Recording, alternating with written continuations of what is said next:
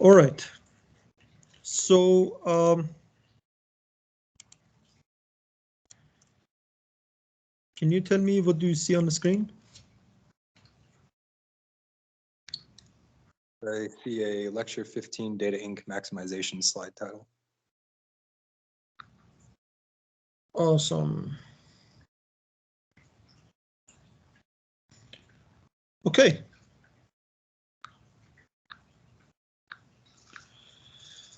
All right.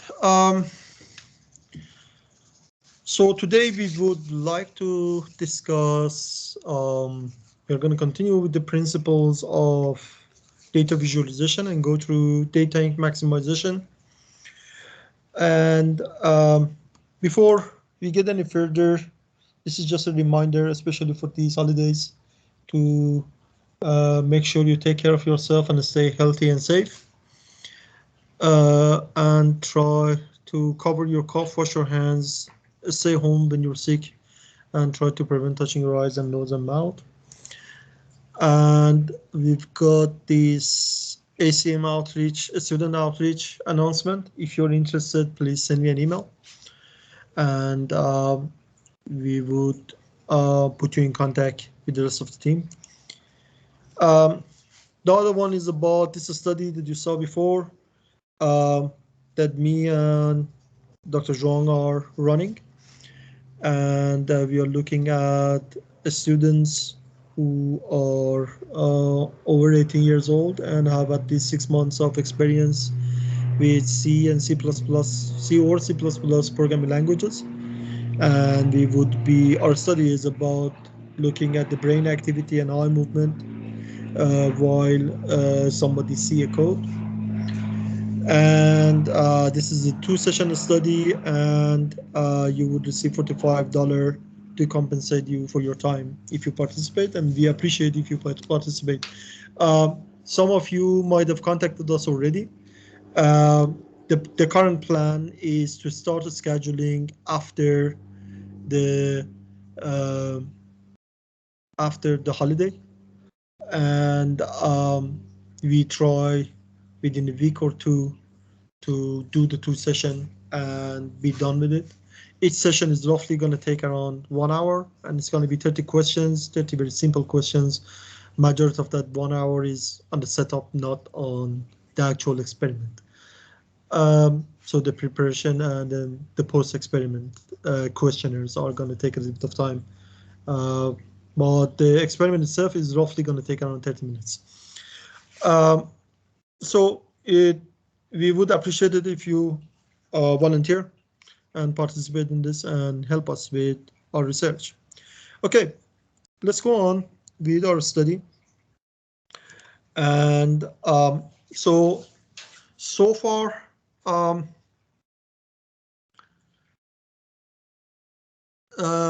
we talked about the principles of maximizing data Inc.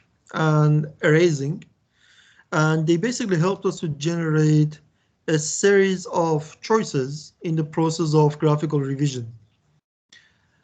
This is an important result, but the question is, can the ideas reach beyond the details and particularities of editing? And is it going to be possible to do what the theory of graphics is supposed to do, which is to drive new graphical forms? So in this lecture, the principles are going to be applied to many graphical designs, basic and advanced, including box plot, bar charts, histograms, and scatter plots. And we're going to try to create new designs for those results, and come up with some new visualization tools. Now, we are going to start with this John Takei's box plot that you see on the screen. And we want to apply the principles of maximizing data and erasing and see what we're going to be end up with. So the revised design, which is a quartile plot, shows the same 5 numbers. So in here we had these 5 numbers, minimum and maximum, the median, and the upper and lower quartile. These are the 5 numbers that a box plot would show. And if you look at here, this design basically showed the exact same 5 numbers. It is easy to draw by hand or computer, and most importantly, can basically replace the conventional scatter plot frame. The straight edge need only be placed on the paper once to draw the quartile plot, compared to the 6 separate placing for the box plot. The alternative is something like this, the design that you see in here. But this design will not work effectively to frame a scatter plot. And it also doesn't look very good. Perhaps a special emphasis should be given to the middle half of the distribution. However, as the design of the box plot had such sort of information being revealed. So this can be done by changing the line widths, or even better by offsetting the middle half, which would give us these two. So the later one, the later design, is the preferred form of the quartile plot. It uses the ink effectively and looks good in some sense. In these revisions of the box plot, the principle of maximizing data ink has suggested a variety of designs, but the choice of the best overall arrangement naturally also rests on the statistical and aesthetics, and the aesthetic criteria. In other words, the procedure is one of reasonable data ink maximizing. Now let's look at another one. So the same logic applies to many similar designs, such as this parallel schematic plot that you see in here.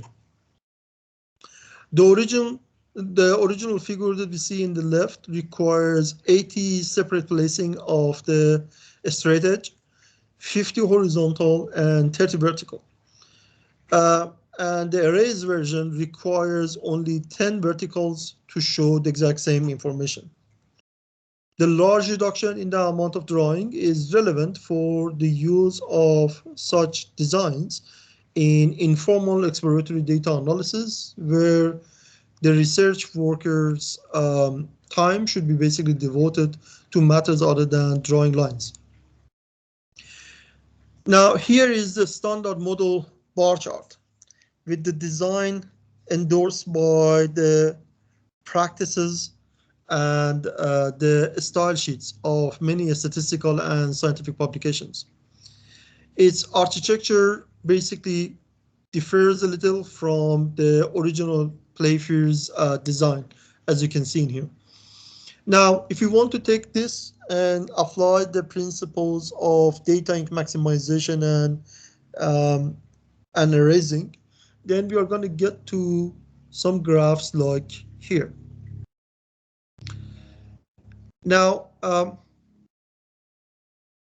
the thing is, the even part of the data measures can be erased in here, making a wide grid, which shows the coordinate lines more precisely than the ticks alone.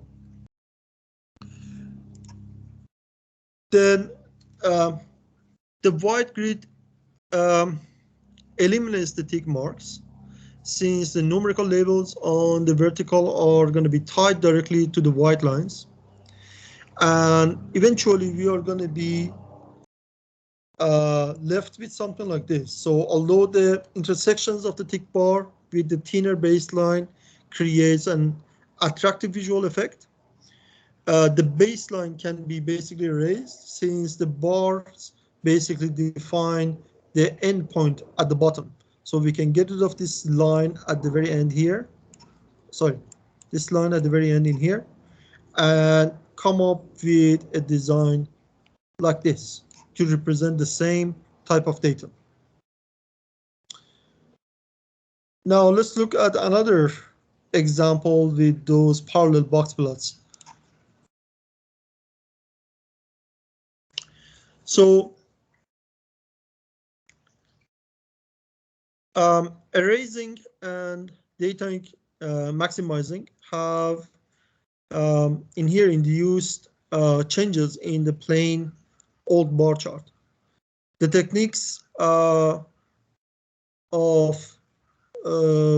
having no frame, no vertical axis, no tick, and the void grid is being applied to some other plots as well, in addition to what you see in here. And one of those plots that these type of techniques can be applied to is the scatter plot, and we can come up with new designs when we apply these principles to the scatter plot. Here's an example. So in here we've got the standard bivariate scatter plot. A useful fact is that, which is basically brought to notice by the maximization and erasing principles, is that the frame of a graphic can become an effective data communicating element simply by erasing part of it. The frame lines should be extended only to the measured limits of the data, rather than, as is customary, to some arbitrary point like the next round number making of the grid and the grid ticks of the plot. That part of the frame exceeding the limits of the observer data is going to be trimmed off. And when we do that, we end up with something like this in here. We get rid of these sides, and these sides. And I should erase everything. We are still getting the exact same information being plotted by our dot points, but we are using less ink in there. We can take this further and redesign the scatter plot, and the result, which is a range frame, explicitly shows the maximum and minimum of both variables being plotted along with the range. Information available only by extrapolation and visual estimation in the conventional design is now going to be quite obvious. The data ink ratio is being increased in here. Some known data ink has been erased, and the remainder of the frame now carrying information has gone over to the side of data ink.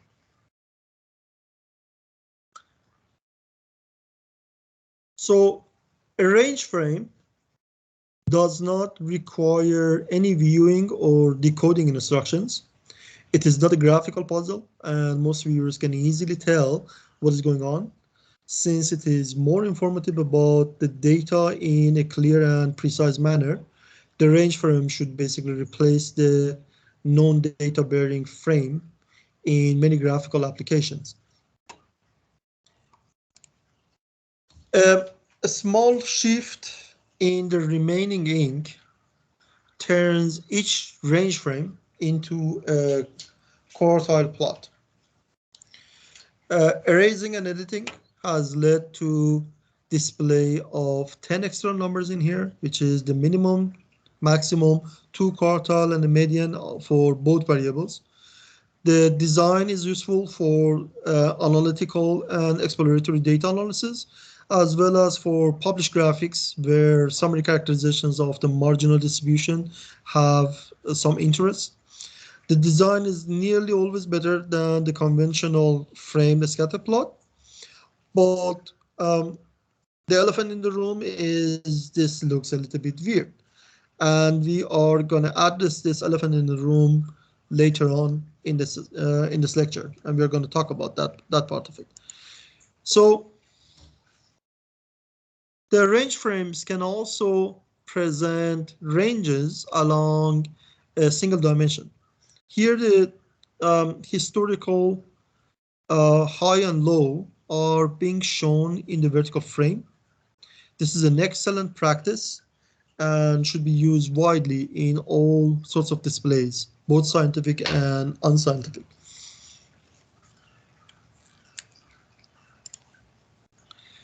Now, finally, the entire frame can be actually turned into data by framing the bivariate scatter with marginal distribution of each variable. The dot dash plot is going to be the result.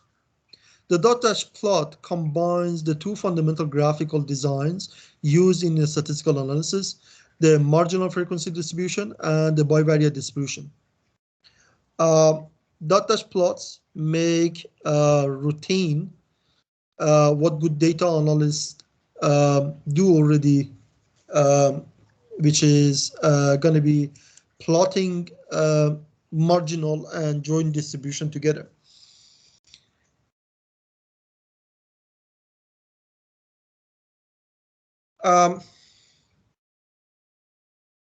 The fringe of dashes in the dot dash plot can connect a series of bivariate scatters in a rock plot, since it resembles a set of fringe rocks and covers the statistical ground.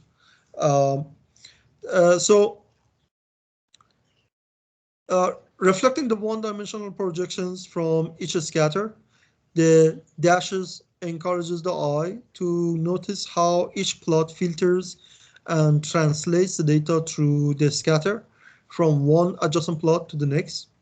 Sometimes it is useful to think of each bivariate scatter as the imperfect empirical representation of an underlying curve that transforms one variable into another.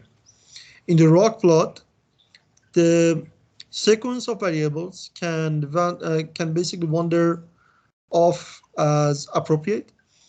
The quantitative history of a single observation can be traced through a series of 1 and 2 dimensional contexts. And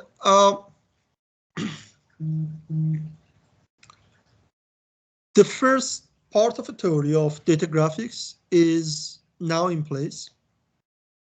The idea, as described in the previous 3 lectures, is that most of the graphics ink should vary in response to data variation. The theory has something to say about a great variety of graphics. Workaday's scientific charts, like the unique drawings of Roger Hayward that we discussed earlier in our class, the some very interesting handbooks that are out there, some newspaper displays, computer graphics, and so on. So the observed increase in efficiency in how much of the graphics ink carries information are sometimes quite large. In several cases, the data ink ratio increased from something like 0.1 or 0.2 to nearly something like 1.0. The transformed designs are less cluttered and can be shrunk down more readily than the originals. Now, the big question is, are the transformed designs better? That's a question for you. Are they actually better? I'm going back through them so you can take a look at them. So what do you think if you go from this to this? Or let's say from this, from the left figure to the right one.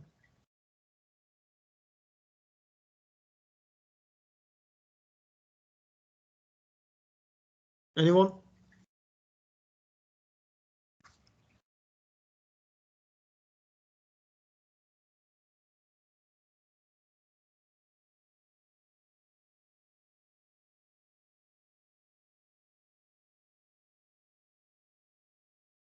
For me personally, I'm so used to looking at box plots, so I recognize what the left is supposed to mean. But I can see the reasoning for why the one on the right is still the same data. You know, it's still showing the exact same data, but it would take me a few seconds to understand what it is trying to say. All right. Anybody else? No, I agree with that.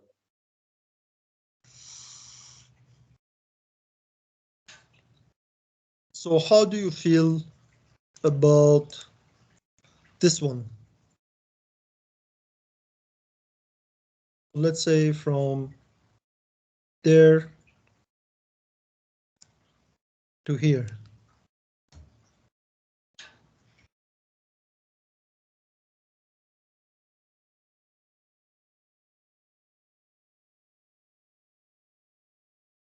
I personally think that that's a pretty good improvement to the data. You can see how far the percentages are and where the lines are, but it doesn't get in the way of actually representing the data. And from here to here.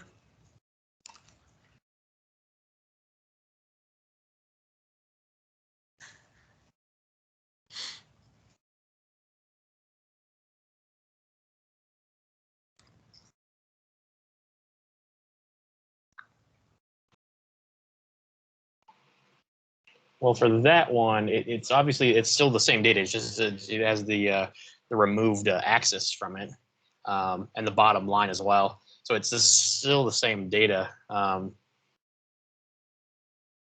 yeah, I think that works out as long as we are told somewhere else what those lines in the graph actually represent and what this is representing as a whole, I guess.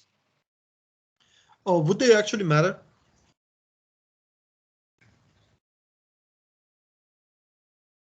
Would the numbers matter? Mm-hmm.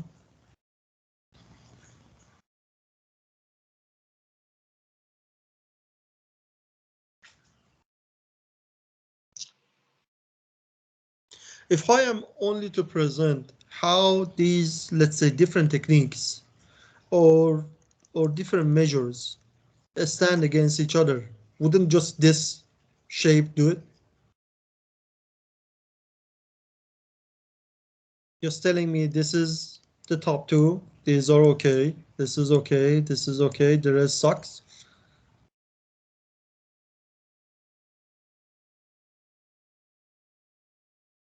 Yeah, in that case, it would just represent exactly what you're talking about, especially, yeah, just comparing them to one another. I guess my only thing is if anyone ever asks, like, oh, well, how did you determine those metrics? Then you can go into explanation. Yeah, exactly. Well, like, so for example, if you're looking at some sort of threshold, let's say, for example, 7.5%, whatever that percent means in here, okay, then those numbers are quite meaningful, right? Yeah, it's kind of important to know where they are, or maybe it's only important to know where the 10% is, right?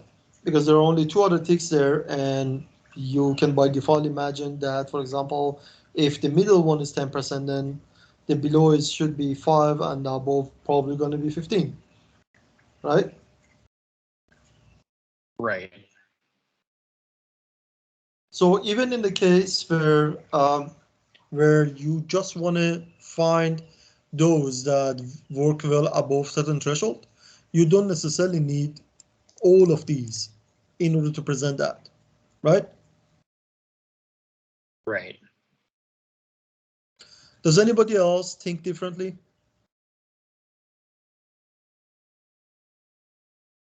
I mean, you can have your opinion.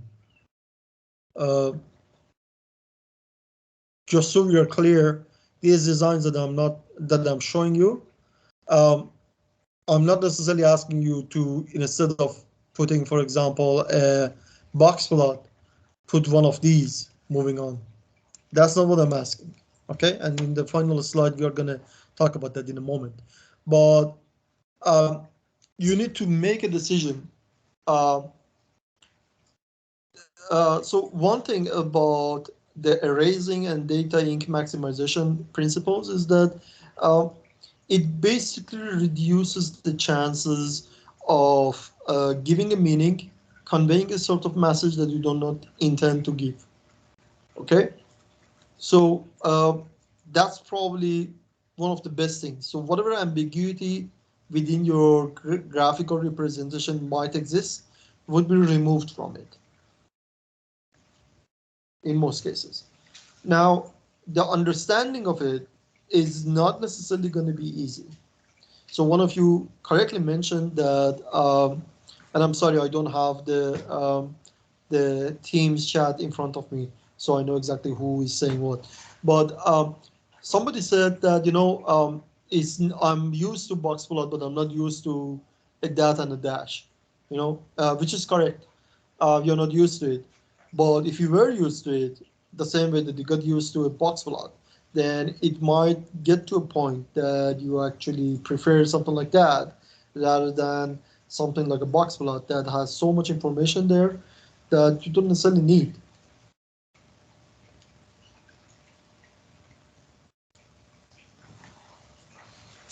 Now, remember when we were talking about half faces, we came up with some graphics where we were basically showing just, I cannot draw a straight line. We were just showing, assume that that line is a straight line. So we were showing a, yeah, I suck at drawing a straight line. So we were basically showing a half of a box plot, and we were still conveying the exact same message. All the information was still there, even though we cut half of the data ink, right?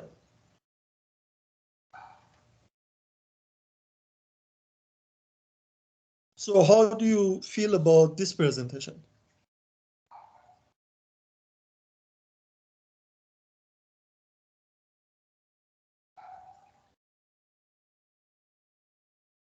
I think it's not quite as easy to grasp what's being shown there with the visualization on the right as opposed to the left. Because obviously with the visualization on the right, you have a whole lot more area to compare versus the visualization on the right where it's just a line. So you have to search for it a little harder. But technically, it's basically the exact same information.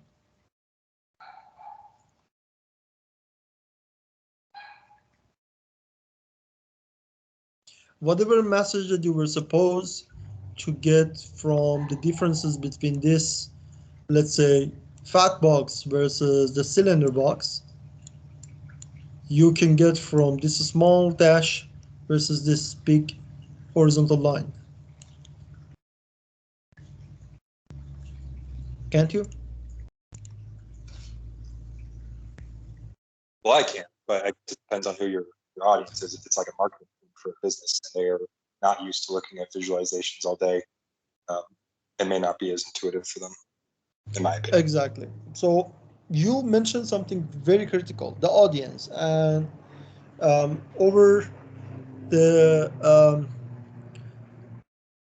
several lectures that we were talking about, we kept talking about how important it is to try to don't change the audience perspective, right? So they are, and try to respect the culture and so on. Especially when we were talking about the color codings and how to choose your colors, we were talking about how it is important to be true to the cultural habits and be respectful to all those choices, and don't try to come up with something um, very irrational in terms of the choice of the colors. And the same principle applies in here. You have some audience, and at the end of the day, you are not creating a graph just to show how well you can use these principles.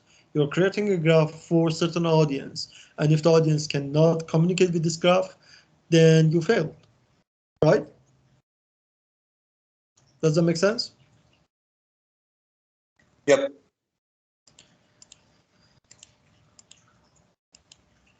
So how do you feel about something like this?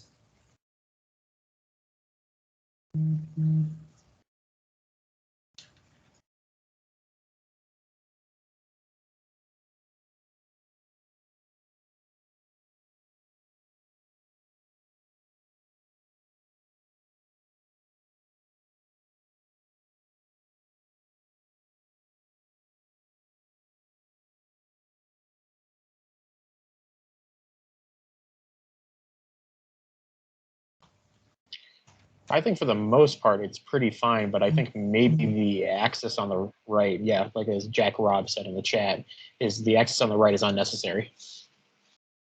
Yeah. Well, yes and no.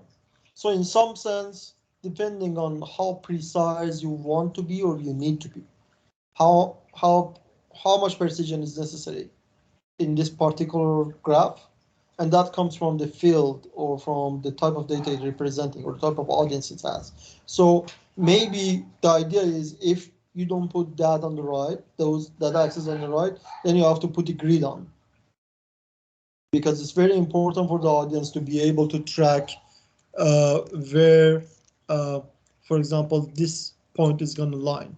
And further away you are from the left axis, more difficult it's going to be to basically keep the precision, right? So you might call this, for example, 5.9 or 6, even though it's technically above 6. It can be, for example, 6.4 or 6.3. But if we were to basically estimate that from this side, we might have made a mistake and say this is 6, or we might have made a mistake and say this is, for example, 6.5 or even 7. Okay, so I feel like that's the reason why that one is added.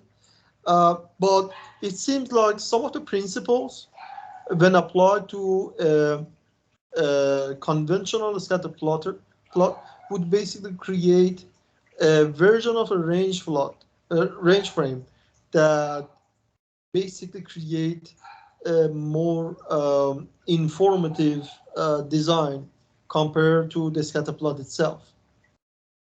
Do you feel the same way? Do you rather to look at the scatter plot, or do you prefer to look at the range plot if it looks like this?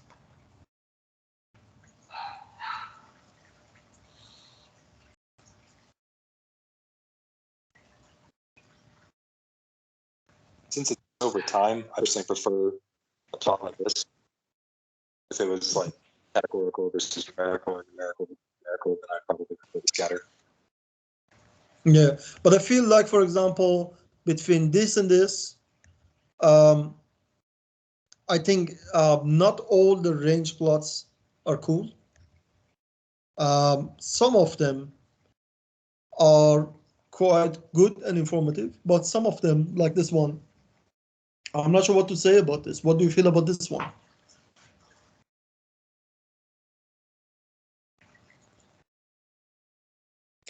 Do you feel like you made things better by cutting this part, and this part? We are following the principles of data maximization, but and erasing. But does it look better? Is it more informative, or did we just create something weird?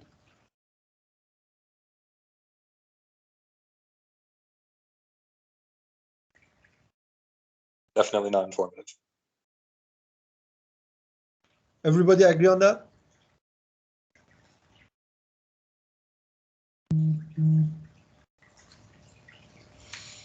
Seems like there is a chat on MS Teams, and my phone is picking it up.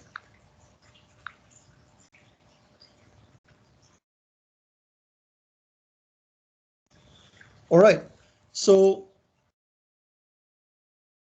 how about this one?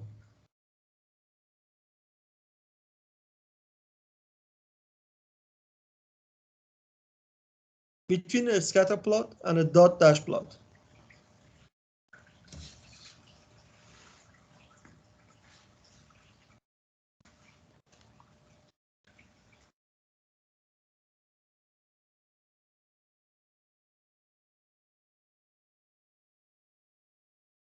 It's okay, in my opinion. It's not great.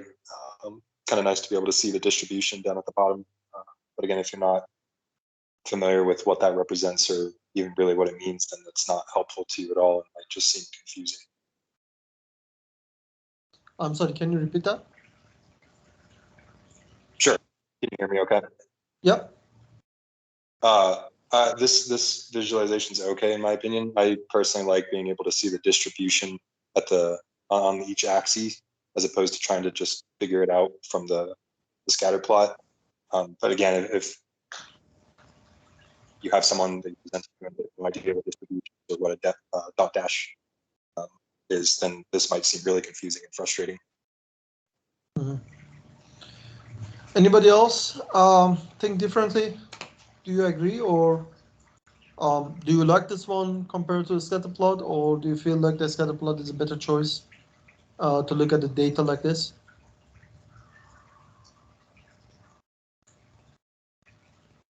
I kind of agree with what Ethan was talking about. I kind of like seeing the distribution of the axes because that can help out with clustering and looking at the data. But that's just me. Okay. So how do you feel about this one then? The ROC plot.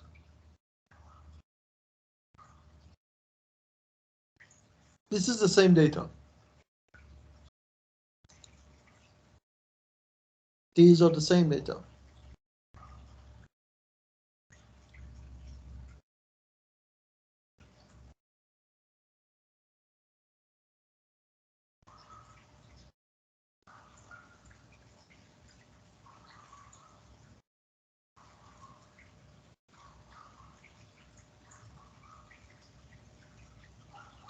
Well, immediately off the bat, for me, it's a little intimidating to look at. And I'm kind of curious as to what those boxes are trying to represent. Maybe it's a clustering or classification of what those are supposed to represent. Which of that is, it's kind of an interesting way of representing that in this graph like that. Mm-hmm. I'm also curious about what those dotted lines across the different boxes also represent. Yeah. So it seems like in some aspect of the graphical data analysis, it makes your life easier by just putting them in the clusters. So we no longer need to look at the data to figure out which subsegment would basically convey a different message. This would basically capture that for us. But on the other hand, and it looks quite nice, quite unusual. But at the same time, it also adds several things that we kind of not used to it. We are not used to translating these tick lines and understand what they are and what they mean. And also these transitional dash lines that go from one segment to another one to the middle points in some degree. We are also not used to these, and we don't have an interpretation for those to figure out how these are basically connected with the dash lines and what do they actually, with the ticks, and what do they actually mean. So it needs a little bit of getting used to. It might be useful for some people, but seems like it's not going to be useful for everyone, right?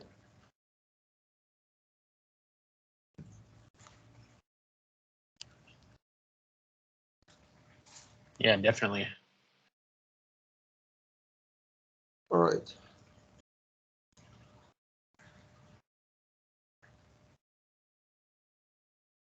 Just give me 1 second.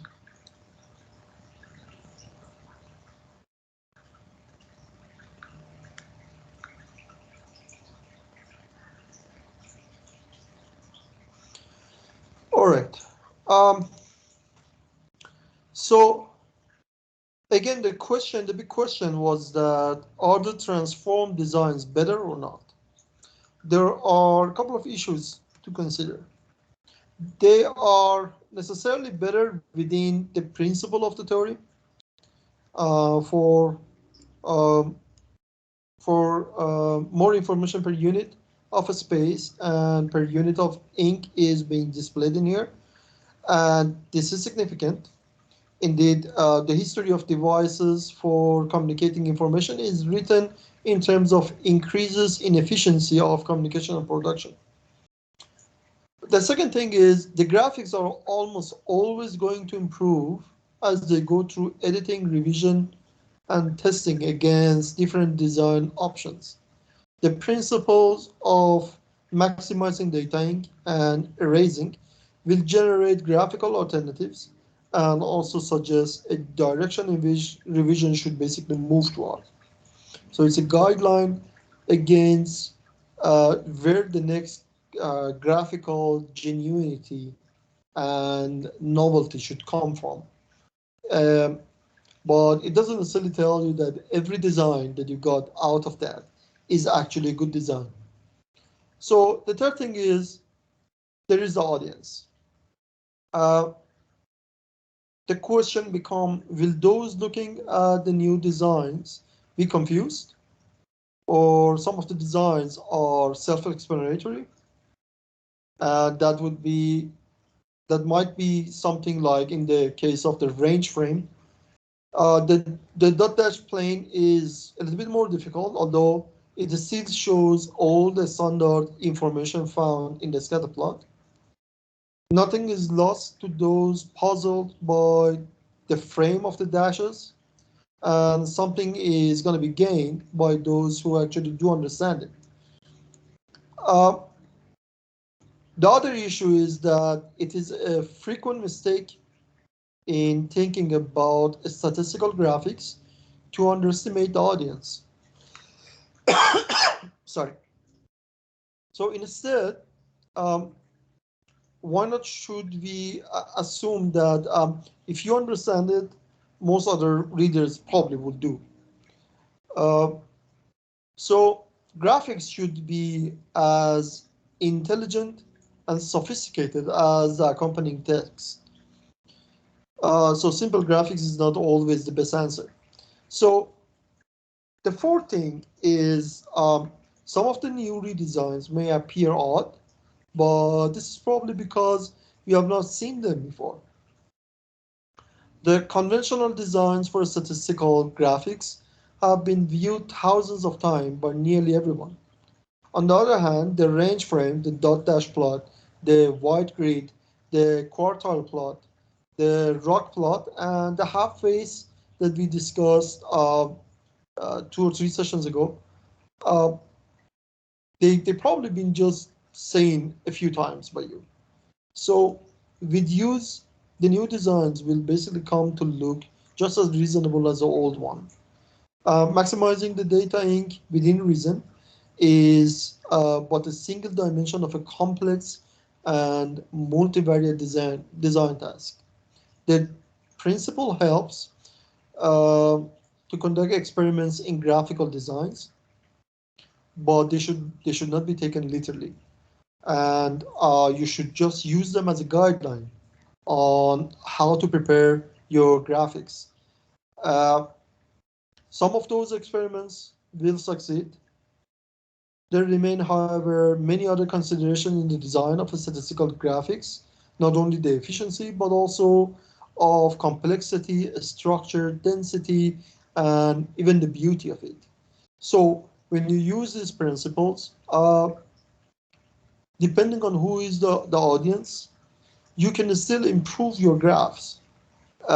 You can start with a simple scatter plot and get to a, uh, a dash dot plot or a rock plot or any of the other plots that we discuss in here, and as well as the time that they are understandable with minimum effort. For example, a range frame, a proper range frame, might actually give you a better visualization of your data that would basically uh, minimize the work of your audience in terms of finding the pattern and finding the significant points and finding the message of the plot by getting rid of some of the known data inc sections that would basically stand in the way of finding the true pattern and finding the true message quickly. Does that make sense?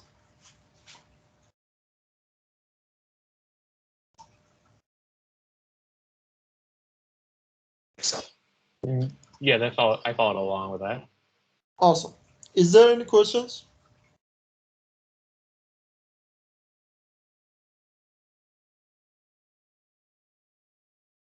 No questions? Okay.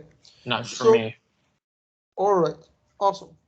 So I'd like to ask you all to check your emails and make sure that you received an email with the Tableau link.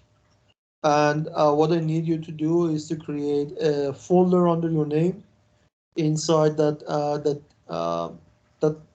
Dropbox folder and copy all your materials in there. But as I discussed before, you have to upload your feedbacks into the Canvas directly. Don't put your feedbacks there because uh, I don't want the feedbacks um, to be accessible to everyone.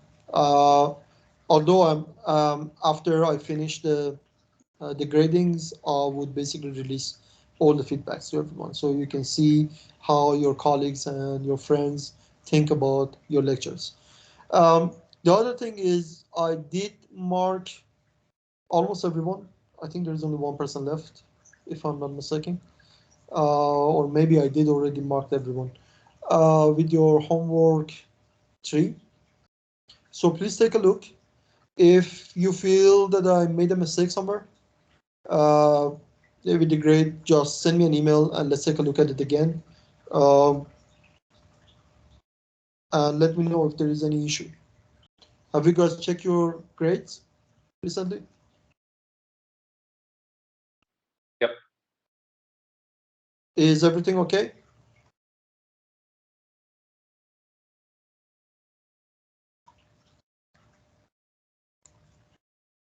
Let me have a quick look.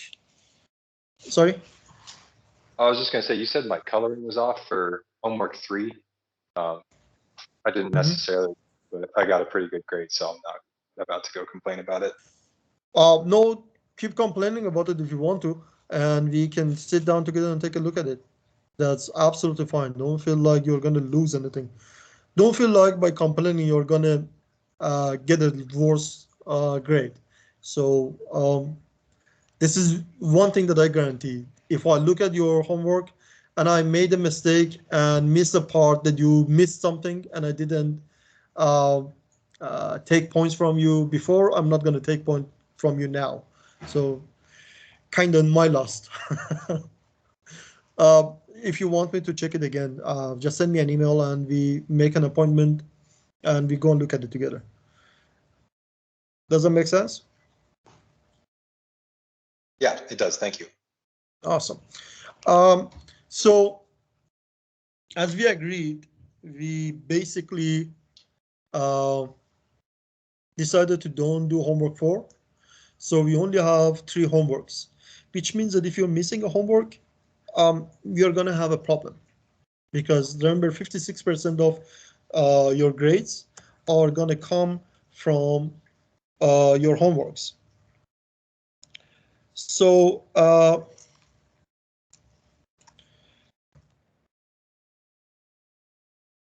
each one of these homeworks basically hold 18.7 points, each one of them. So if you miss one, then that's how much you're missing. Now,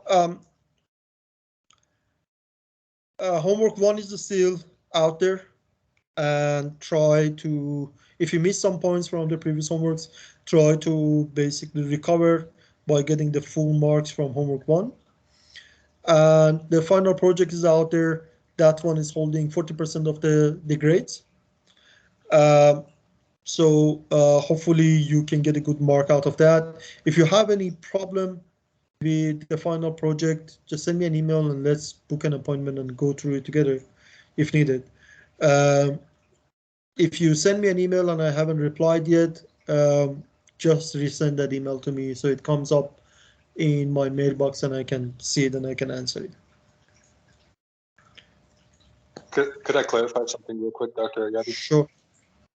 So homework 1 was assigned earlier in the semester. That's due, I believe, December 30th. Homework 2 and 3, we've already done. I'm sorry, we lost your Can you repeat that? Is that any better? Yeah, much better. Okay, thank you. So homework 1 you assigned earlier in the semester. That's due, I believe, December 13th. Homework 2 and Homework 3, 1 is December 5. December 5th. Okay, thank you. It's a good thing I'm asking for. So it's going to be clarification. Sunday. Homework 2 and 3 we've already done, and you've graded pretty much all of them. And then homework 4 is our final project, and that one is actually due December 15th. Yes. Perfect. Thank you. Yes, that one is on December 13th. And that's basically the day you were supposed to do your final exam, I think.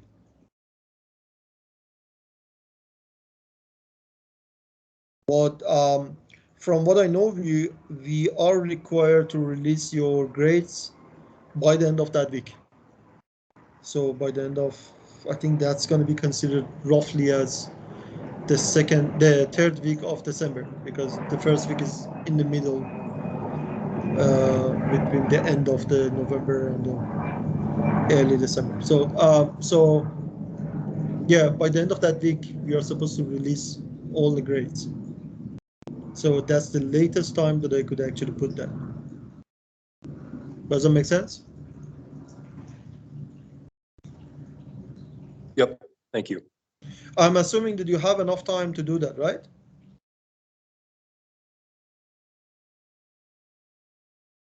Let's hope so. Yeah, we still have around 3 weeks to go. And but seriously, if you haven't started yet, please start. Remember, I mentioned this multiple times before, around a month ago. I kept telling you that if you haven't started with Tableau, you really need to start. The more and more you get to the final weeks of the class,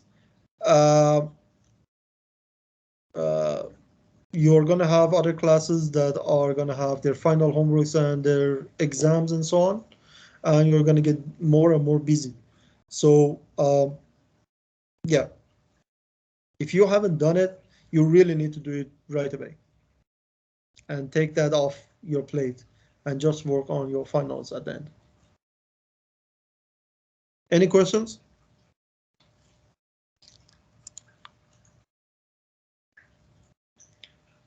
Okay, if there is no more questions, I wish you the best of luck with your homeworks and with your final grade. And I hope you enjoy your Thanksgiving, and hope to see you all on the next Monday. Have a great day, everyone. Bye. Thank you, Dr. Thank you, you Ayabi. too. Thank you. Bye.